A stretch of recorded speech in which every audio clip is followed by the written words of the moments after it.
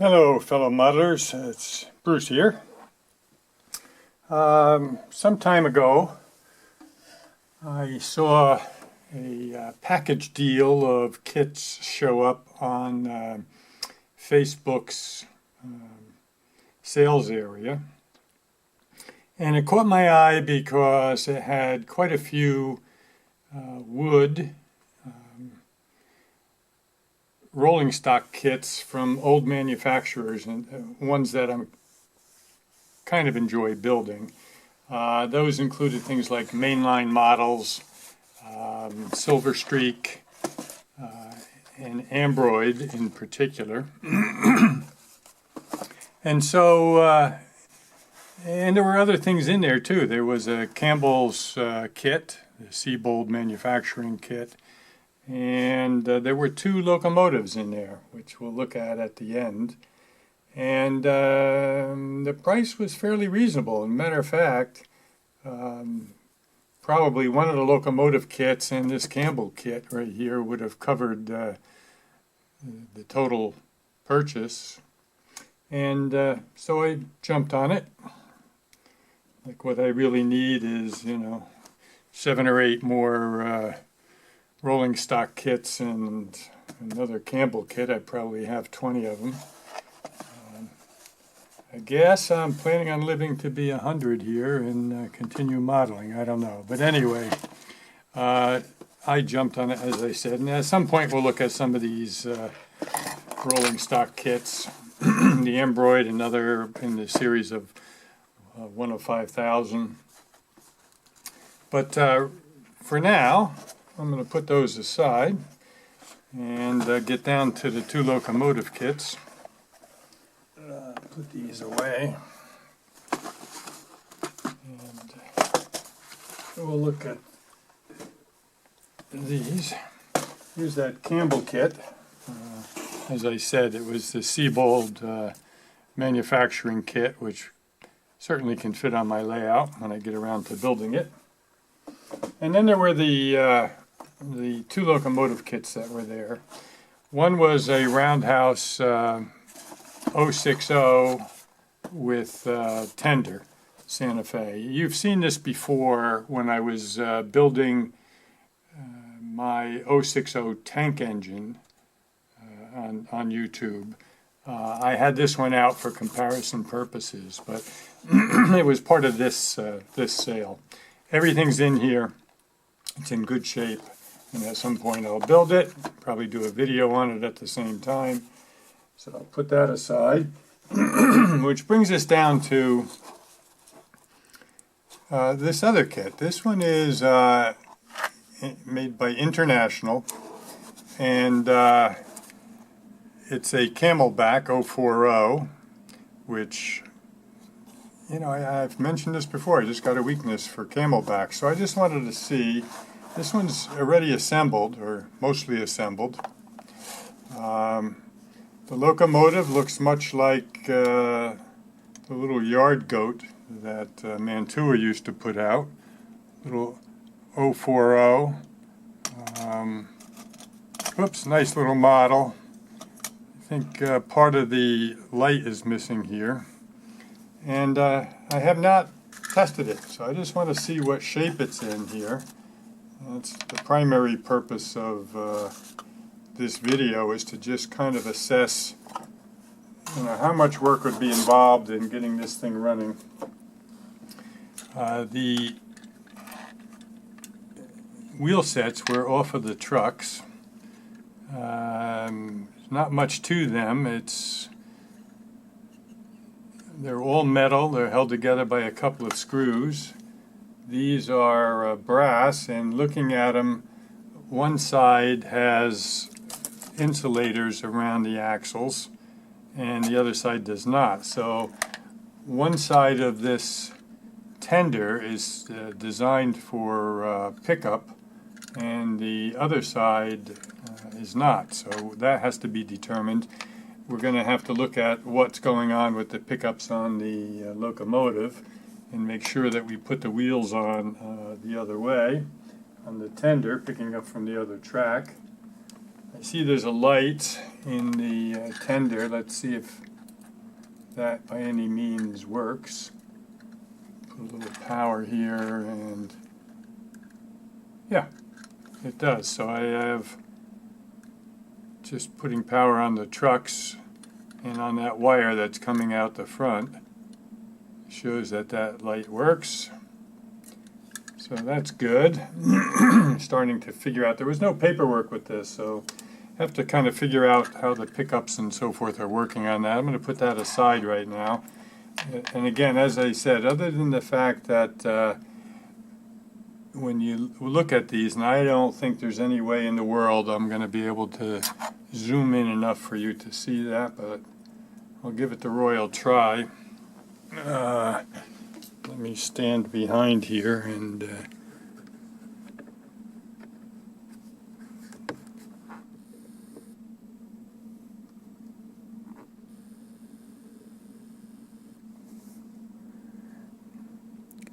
if you look at the axle,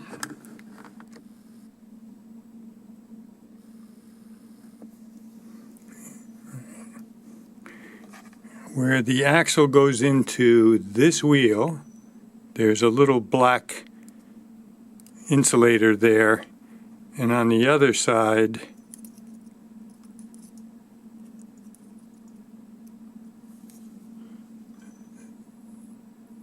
if you can see that or not, but there is no insulator as it goes into the wheel itself. So one side's insulated, one side isn't. And we're going to have to, again, assess. Yeah, sorry about that. At some point I accidentally turned my camera off. All right, so let's see if there's anything going on with the locomotive. And get my little cradle out here. Put that in the cradle.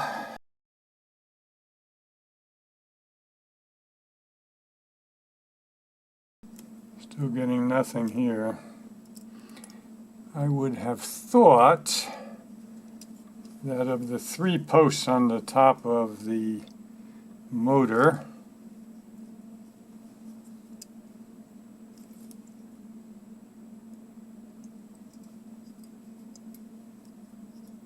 these 2 outer posts would be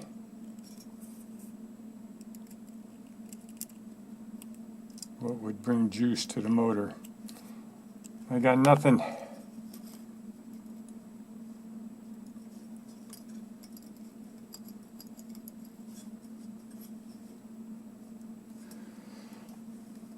All right, I'm going to turn this off, try to disassemble this a little bit further, and I'll be back. Hello, I just wanted to insert this into the video, a little bit of background on the manufacturer, because I really was not aware of any of the background on the international brand of locomotives or locomotive kits. So I had to do a little bit of research. Apparently the full name was IMP Takara International Models out of Japan, and they were one of the early importers of brass locomotives into the United States, both ready to run and kit form. As one reviewer said, they were so early on in the process, and they faded from the scene early enough that they never were around during the era where the brass models became super detailed. So they were all, pretty plain models, and all had open frame motors. They were not around during the era of the can motors and so forth. So this little Camelback, which is brass, probably dates to the 1950s. And if anybody else knows much about the international brand of locomotives, brass locomotives, and I think they had some other models made out of brass too besides locomotives. I know they had rolling stock, and I even think they had buildings and things like that made out of brass. But if anybody knows much about it, add it to the comments so we can all learn. All right, back to the other part of the video. Okay, taking out about 4 screws or so, I have the motor out. Rather stiff, turning, so it's going to need some lubrication. If you look down inside here, you see the commutator, which is pretty black. These are the brushes. So, not a motor I've worked on before, but it's either a 5 or a 7 pole motor there. I'm going to clean up that commutator, look at the brushes, lubricate the bearings on the motor, and then try adding a little juice and see whether we can get this motor working. Let me just get my fiberglass brush here a minute and see if a little bit of work down in here.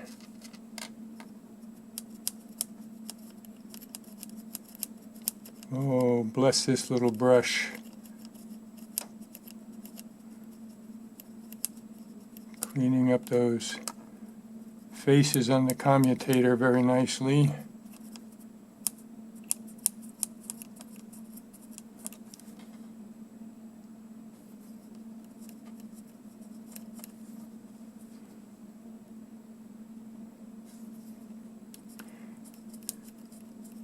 Yeah, it would be kind of hard to get a different type of tool down in there.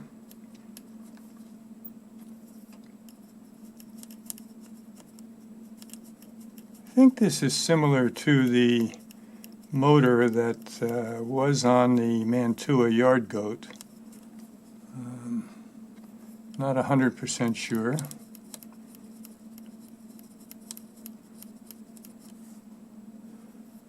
Okay, let's I think you can see down in there that that's a lot brighter than it had been. Nice brass looking. Let me get a new toothpick out. Go down the slots between the faces there. Just clean those out.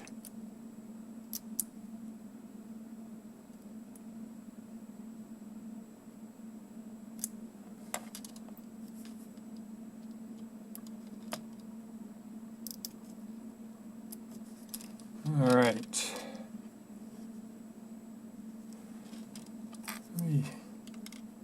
Before I do anything else, just put a little oil on the bearings here and see if I can get that spinning a little bit better. Let's see. 1 drop down in here.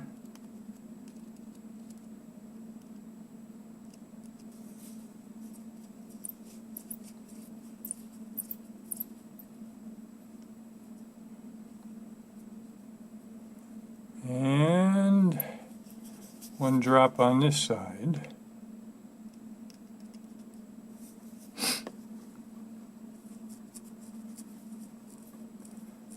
Oh, that's loosened up quite a bit right there.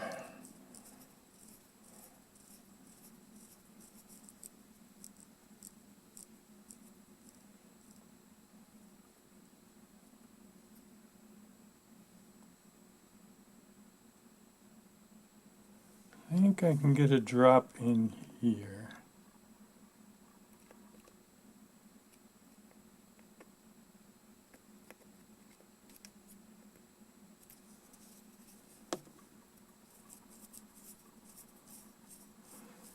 Better again. All right. Now, let's see if I get some juice on each of the brushes here.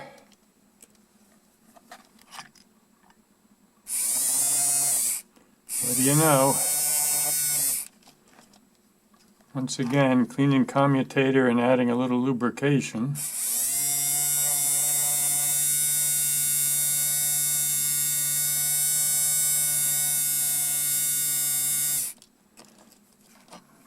Try it back the other way. See how it runs the other way.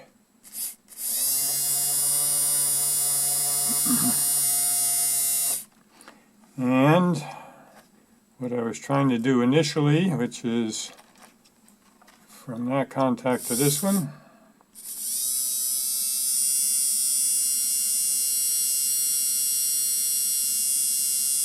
okay, the motor's running good. Let's check that magnet out in a minute and see how that feels.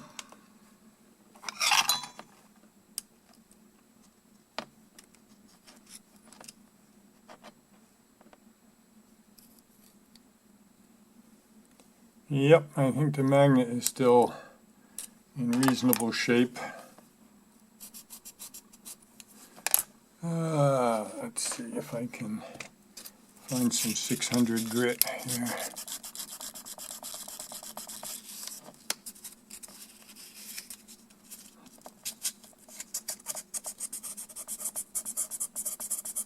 Just a little rust down in there.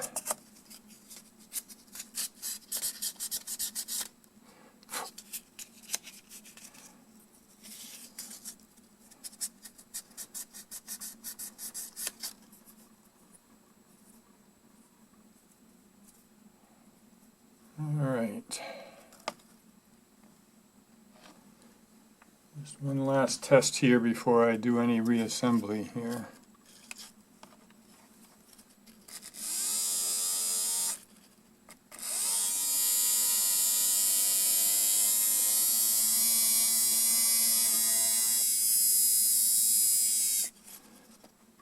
Okay, that looks good.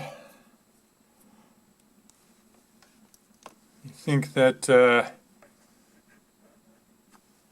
I'll now start to work a little bit on this frame here. It's got a little bit of corrosion here and there, so I'll clean that up. Put some lubrication on the axles, clean the wheels. Just make sure the side rods are working okay.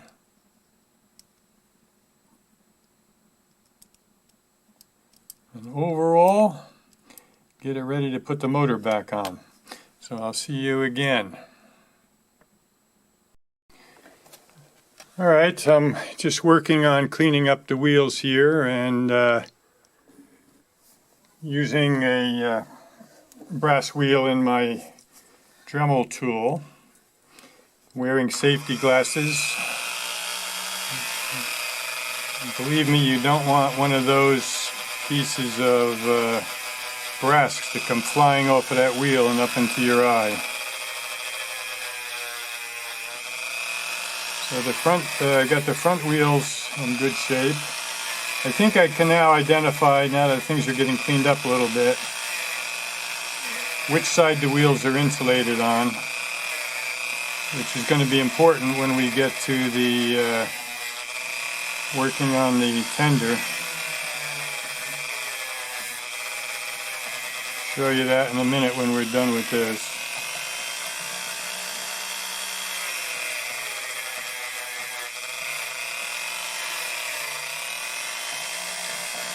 You know, this, seeing that this little Camelback locomotive was in the mix, you know, helped me make up my mind, but it's as I said, it's kind of like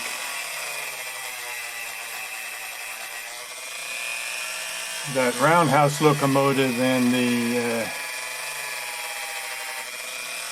Campbell kit kind of by themselves paid for everything, or made the purchase make sense. So.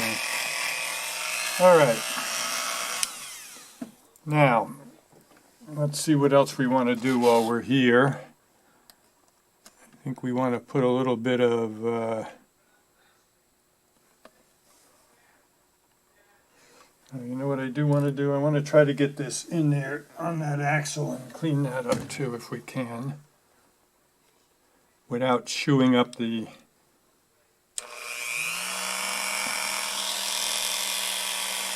washers that they have.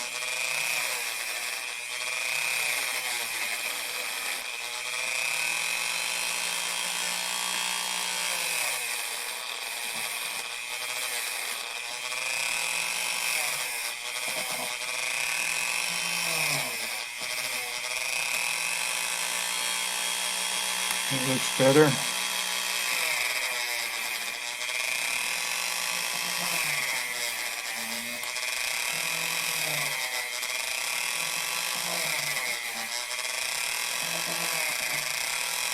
Sure, contact is coming from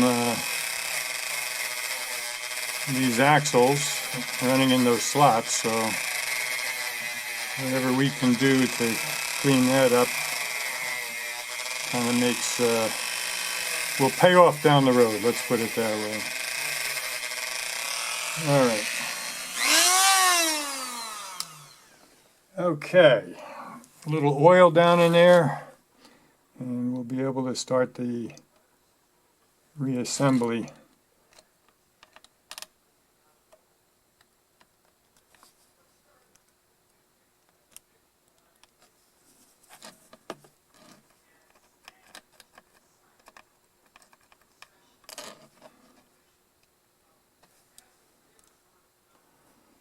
And just a little oil on each of the side rods.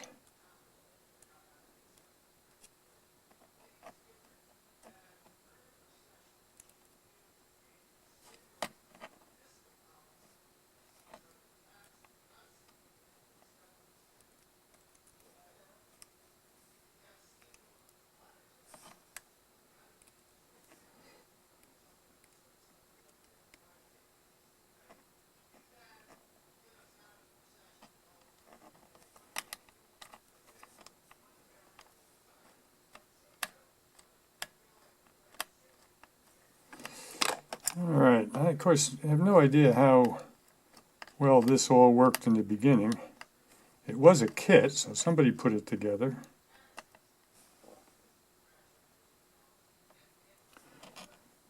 I think that this has got to be bent out just a little bit.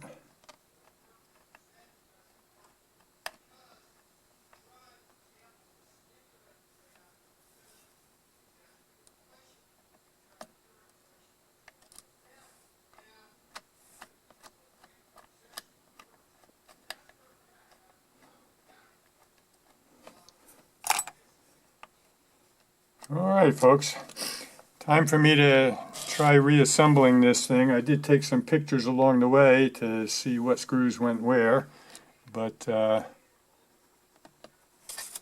we will now put it back together and see if when we get it back together we can get this motor to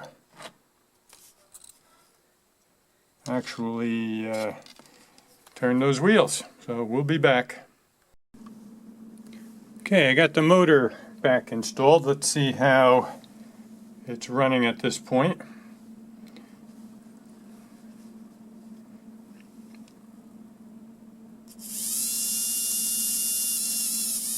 Quite an improvement from what we started with, that's for sure.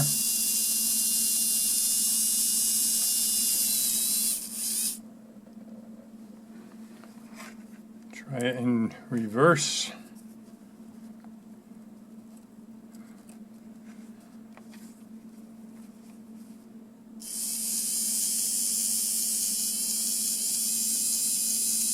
Actually, that's forward.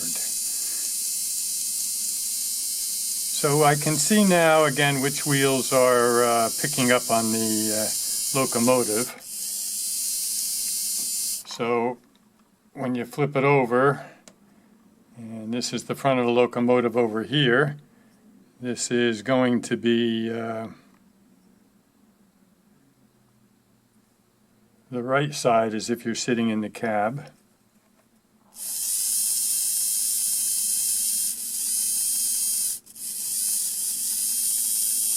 All right, so that's good. And I'll now reinstall the cab on it. And we'll see how that goes. Eventually I got to tackle that tender, but that's down the road. Okay, I've been working on the tender. I'm trying to figure out why the wheel sets were coming out of the trucks here. The trucks are put together, as I think I said, by two screws. One is here and one is here. And if you just loosen those a little bit, you can put the wheel sets back in and then tighten them down, and they stay in place to the best of what I can determine anyway.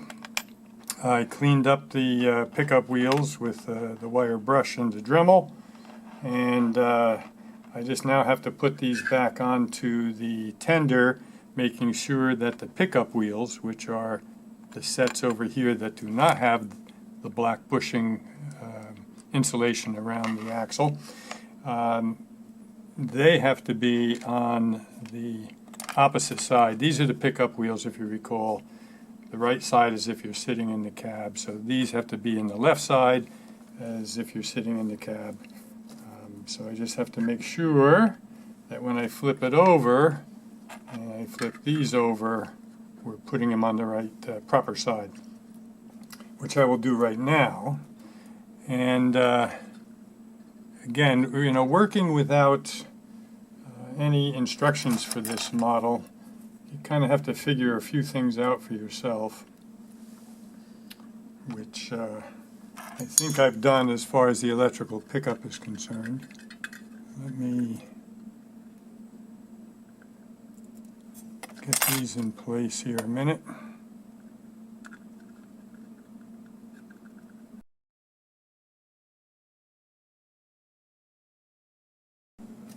Okay, let's continue talking about the tender for a minute. Before I put both the trucks on, I wanted to take care of putting a KD coupler onto the tender. I don't know what kind of coupler originally came on this unit. There were no holes drilled through the brass base of the tender, so I couldn't see any means of putting a screw through, for instance. So what I ended up doing was mounting a KD coupler box. I had to shim it first, and I think if you look on the bottom you can see a piece of white styrene. That was the right thickness to just get the coupler box up to the level where the coupler could go through and be on an even plane.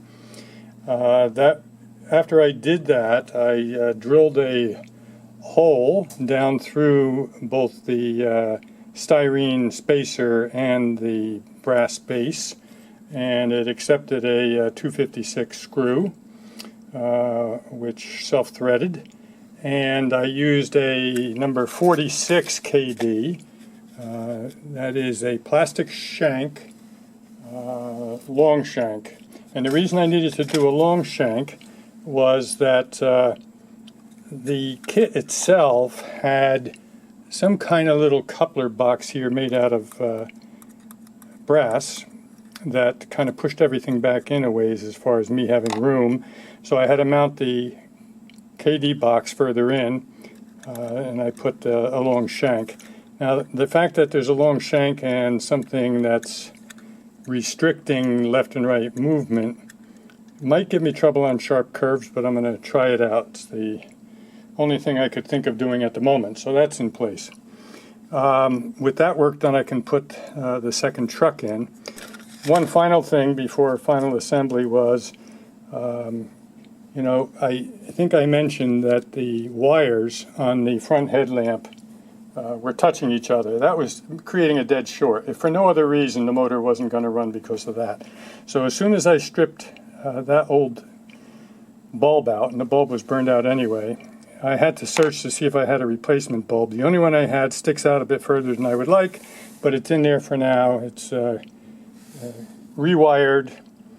One of the two wires on this bulb is soldered right into the attached to the brass frame of this, and the other is soldered to the same post on the motor that this feed wire here is. And so at this point, that bulb is working also. So I'm going to put everything together, and then I'll see you hopefully on the test track. See you then.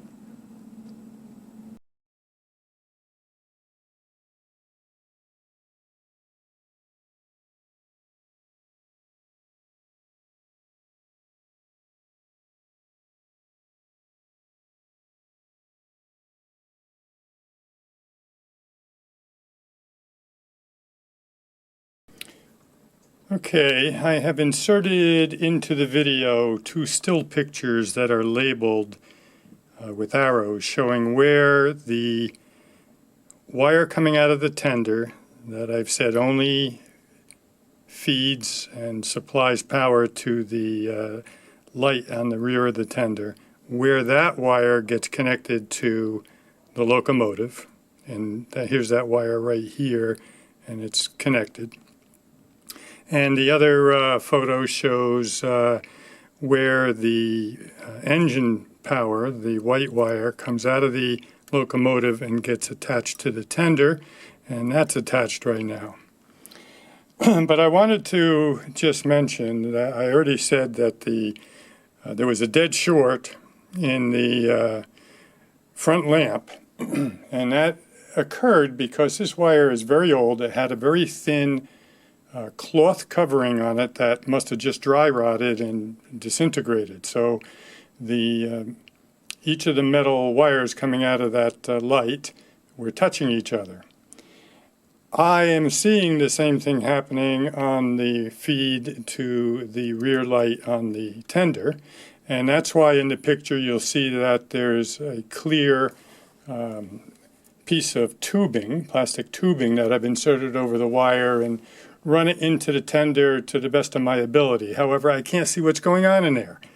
And the only way to take the tender apart is to desolder the sides and rear and front of the tender from the underframe, and I'm not about to do that. So although I will do the test run with some temporary wiring to show you that the locomotive runs and that both lamps are working, I believe long term right now I am going to cut off the feed wire that goes through the tender and feeds that lamp, because I can't tell whether there's going to be a short that occurs every time this thing hits a little bump in the road or what. I just don't feel comfortable with it.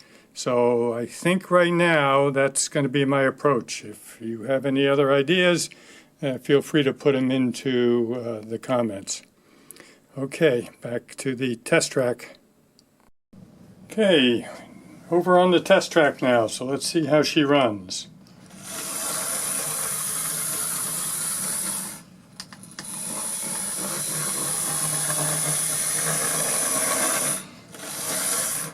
And there we are, from a dead unit to a running unit. All I have to do now is tidy up some of the wiring that I have rigged up there so it looks a little better. And who knows how long it's been since this little guy ran, but as you could see, the front light and the rear light are working, and we're ready to go.